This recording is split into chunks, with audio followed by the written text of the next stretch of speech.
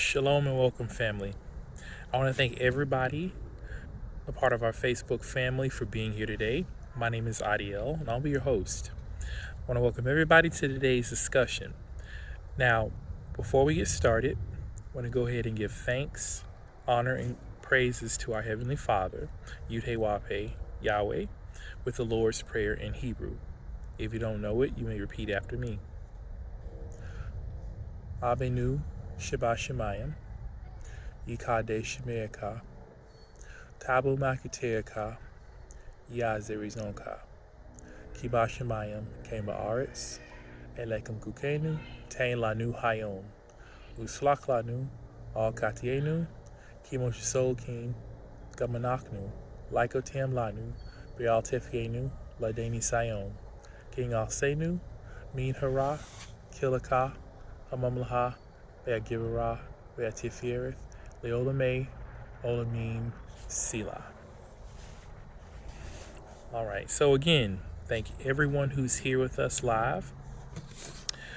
You could have been anywhere else, but you're here, dining with us on the Word. Now, today's discussion is going to be light. I won't go too heavy on any scriptures. I'm just going to touch on a few to kind of point you in a couple directions.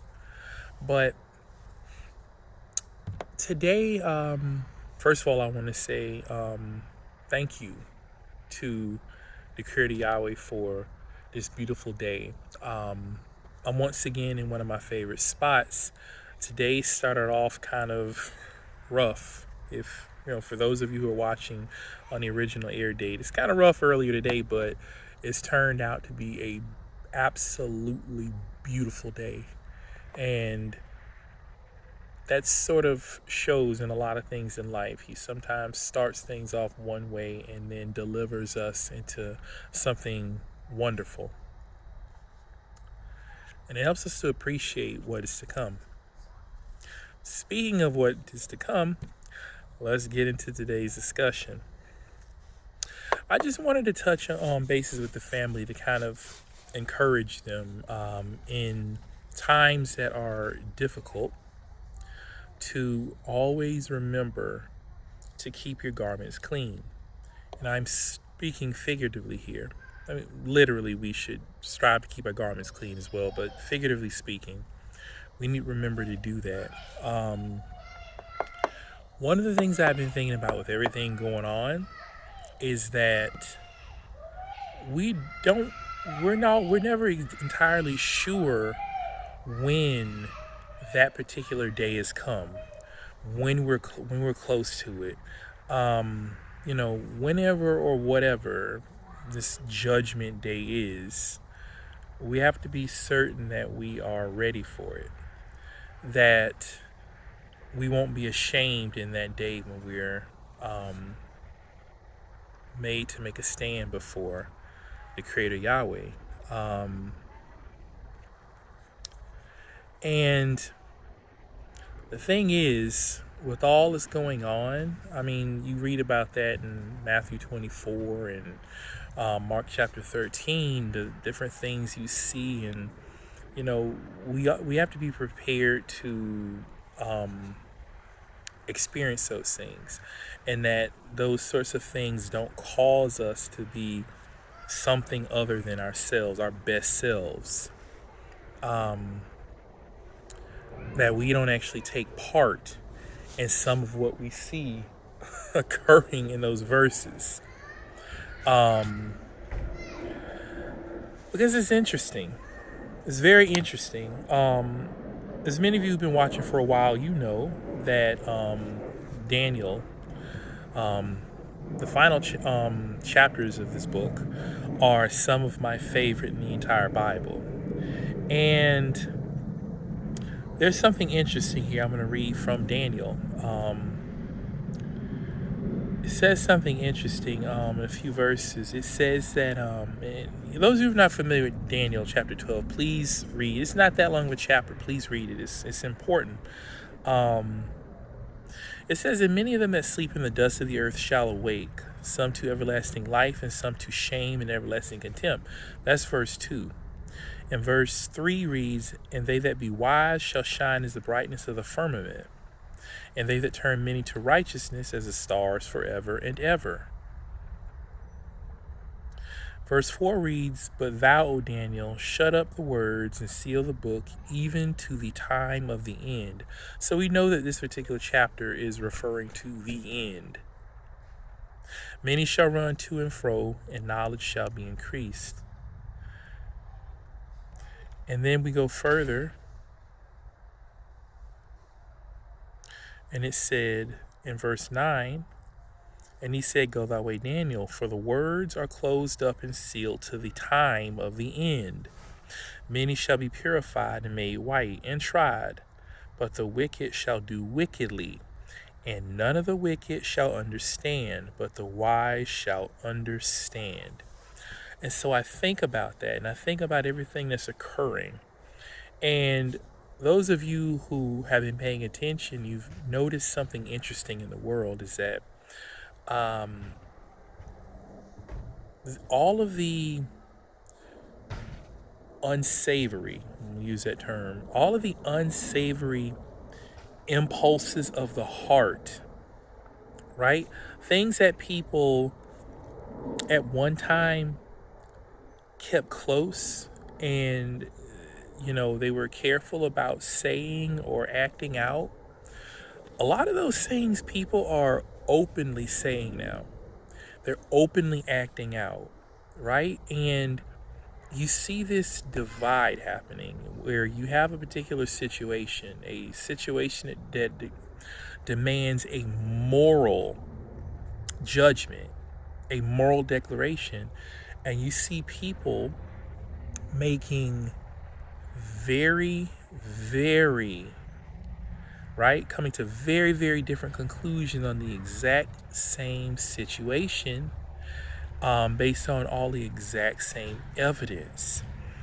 And there's really only one reason for that, is that people are acting out their own hearts. They're speaking out of their own hearts rather than on what they see, but their own hearts. You see some people speaking out with great hatred in certain situations, and they've been given the grounds to spew great hatred. They've been given the grounds to show their prejudice. They've been given the grounds to show their bias, and they do it without remorse nowadays. I grew up in a time a while back where there was a certain sort of unspoken sort of, at least a bare minimum of civility that people would operate under. But nowadays it's not so.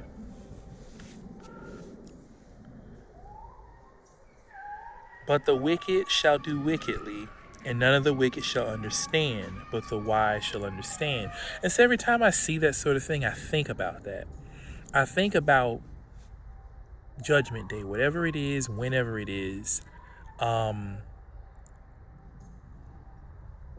What leads up to Judgment Day?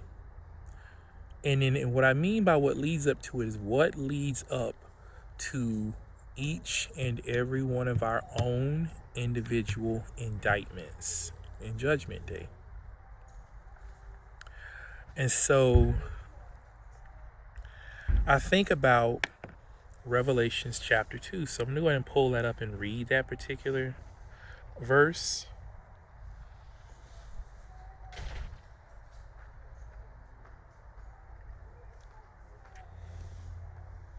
I'm going to read part of the verse. The reason why is because the first part of the verse is actually part of the idea of the last two verses. I'm going to start after the semicolon in verse 23 of chapter 2 of Revelations. And it reads, "And all the churches shall know that I am he which searcheth the reins and hearts, and I will give unto every one of you according to your works. So we see here that there are two things being considered. Our hearts are being searched, and then we're being given or judged, right? We're being given judgment according to our works. And why is that important? Do we know the difference between the contents of one's heart and their works? Well, if I have to bring up an analogy for this, let's think about the garden, right? We've been talking about the garden lately. Garden is a beautiful place for wisdom and understanding, right? And learning. The garden is comprised of two things. It's comprised of the soil, and it's comprised of all the produce. The soil looks to the eyes a certain way. Man is able to look down at the ground and look at the soil, and it looks a certain way. You can't necessarily tell anything about the soil simply looking at it. That's not our purview. That is the domain of the Creator. We're stepping away from all the idea of taking soil samples and sending it to a lab. But just with your own eyes, you can't look at soil and tell someone something's definitive, right? You can't definitively tell me everything about soil just from looking at it. Just soil. But the things that are able to grow out of that soil are evidence of the nature of that soil. Okay? Now, here's the thing. It is possible that soil is good soil, but there's never been anyone to plant good seed on that ground. Now, you may have soil that looks good soil. It looks to be good soil, right? But the soil can produce nothing but weeds. It may look to be good soil, but once you get a few inches down, it's stony. And so that soil has to be examined, right? And that is his job. And we're being judged for the things that we produce because, much like the servants who were given talents, we are tasked with producing based on the blessings that we were given. And so, with all of that in mind, let us remember that whatever happens, however we feel about situations, let's be careful that we don't allow ourselves to be swept up in cultural or political or sort of religious, and I say religious, I mean like mainstream organized religion. Let's not get caught up in those biases and let them sway moral judgment according to the laws, statutes, and judgments of God Yahweh, right? Morality. The same morality that came from the tree of life. The same morality that exists before there were any, nations of people or any written Bible, right? Any law written in stone. Before any of that was, the same morality that existed, right? The same morality that led Lot to chastise the men of Sodom and Gomorrah for what they were about to do to the angels of Yahweh. He said there was wickedness and he knew it. Why? Because there was an innate sense of morality. And so we have to make sure that we're always judging by that. And if, we grow up in this world, and if you are ever at a loss for what morality is, you do have a compass for that. And that is the word. You must know the word intimately, right? And there was a time in which the word existed within the hearts of man. And there is a time when it will exist within their hearts again, right? That is what the second covenant is about. But until then, read it and become acquainted with it so that you understand what the word is and what morality is. Judge everything you see based on immorality. Do not get caught up in political, social strife and be swayed and swept away um, by the waves of popular opinion, right? And you find yourself judging wickedly in situations, condemning the innocent and justifying the wicked. Be careful not to do that. Okay? Because there are a couple things we find ourselves doing if we do.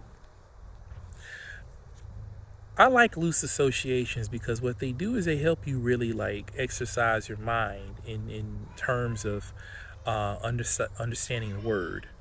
In Genesis chapter 25, we actually read about Jacob and Esau. And at this time, Esau is out in the field. He's famished. And, Jacob, being the trickster that he was, he decided to offer his brother, his older brother, he offered him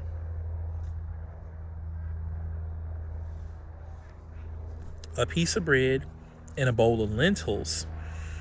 And what he wanted in exchange was his inheritance. And we see here that Esau, being the kind of man he was, gave up his inheritance willingly for a piece of bread and a bowl of lentils. Now let's think about this, family. I know that times are very difficult for a lot of people. And plans that we've made may not go the way that we thought they were going to go. Right? There are movements out there that are pushing for repair, put it that way. And it's not that they're wrong, right? Our people absolutely deserve repair. Absolutely, positively deserve repair.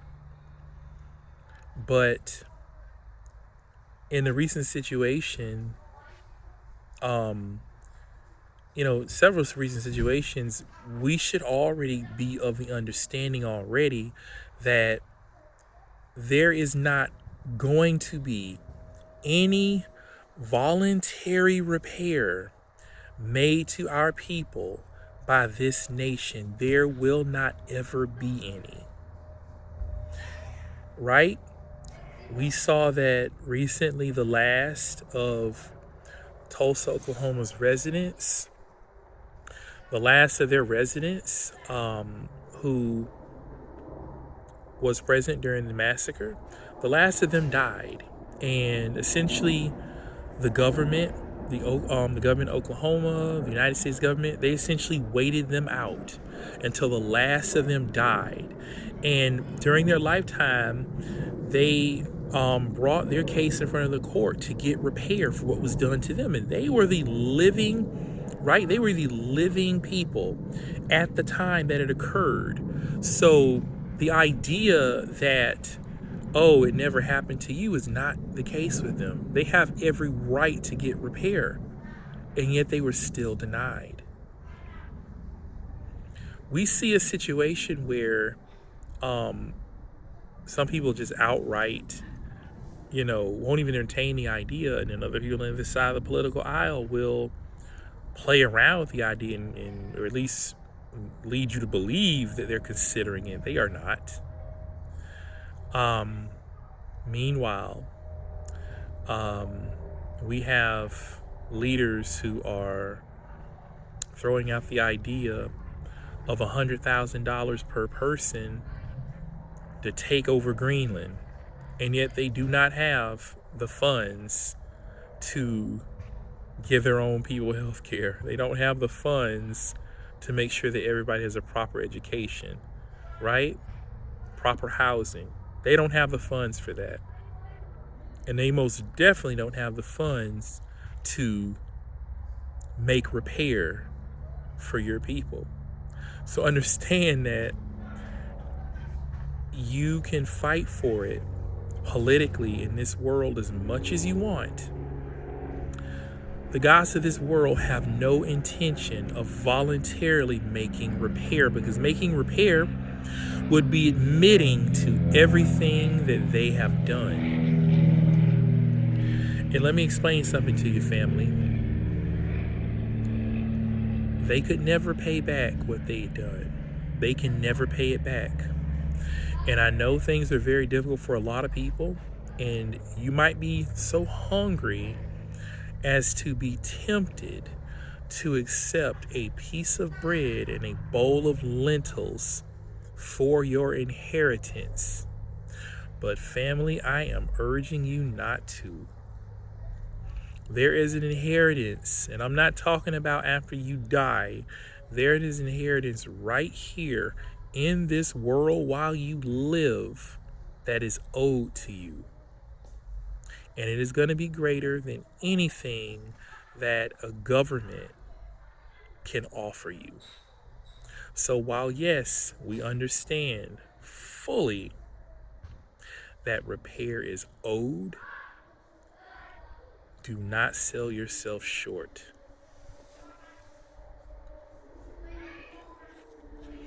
This particular set of verses in Genesis chapter 25 also refers to Judgment Day. I know things may be tight. I know you may be hungry. But do not sell away your inheritance as an heir and a co-heir in the kingdom of God Yahweh for a little bit right now. Don't do it. It's not worth it. Practice some discipline. Feed off your spirituality. Okay? Feed off the spiritual.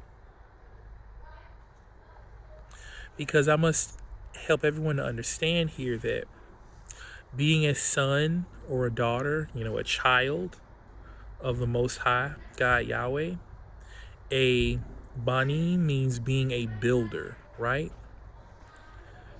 All of those who help to build his kingdom in this earth are heirs and co-heirs to his kingdom. Remember always to keep building his kingdom. I know his enemies, the gods of this world, will convince you that you should spend all your time and energy trying to build their kingdom, which is falling. As we can see, every day is falling around us. Don't spend too much of your energy contributing to the building and the upkeep of his kingdom. You must spend time building the kingdom of heaven. Revelations chapter 12 is interesting.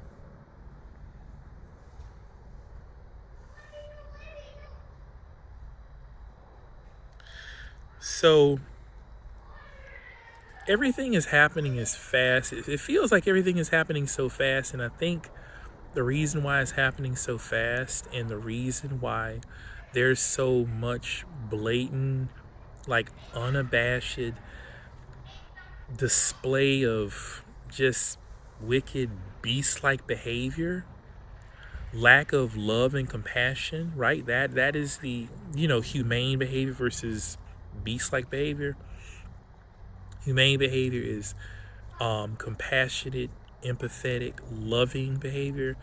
The reason why there's such a lack of that by people is because of what we see in Revelations chapter 12. In Revelations 12, verse 12, it says, "Therefore rejoice, ye heavens, and ye that dwell in them. Woe to the inhabitants of earth and of the sea. So that's actually pointing at people that exist, say, in the physical and intellectual world. That's what the earth and the sea represent, right? People who operate in those worlds only. And the heavenly world is those who operate in the spiritual world, right? Who pertain to that. Therefore rejoice, ye heavens, ye that dwell in them. Woe to the inhabitants of the earth and of the sea. For the devil is come down unto you, having great wrath, because he know that he hath but a short time.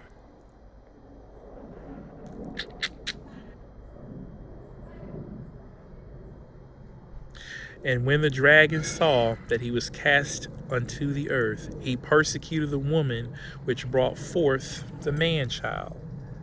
And that's verse 13. So we see here that when we see the devil and the dragon and everyone like unto him coming down with great wrath,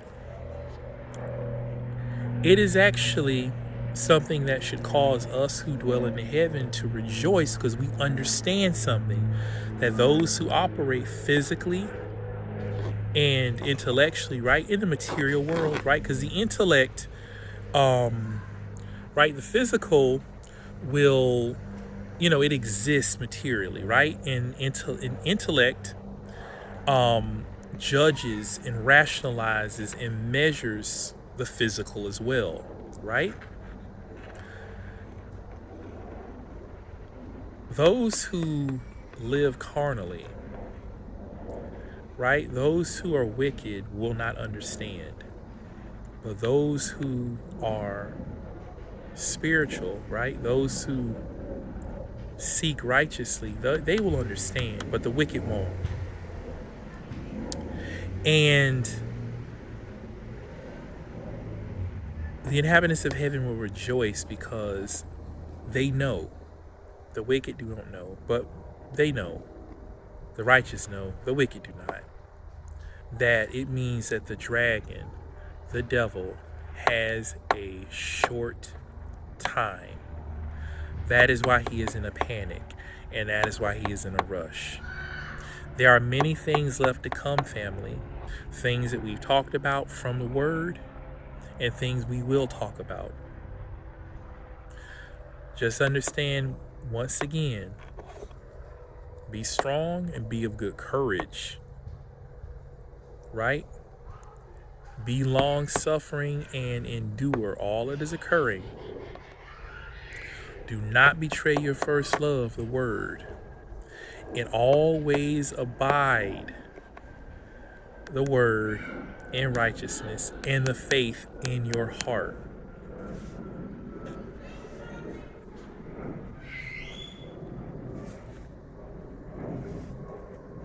I hope the family is encouraged by that.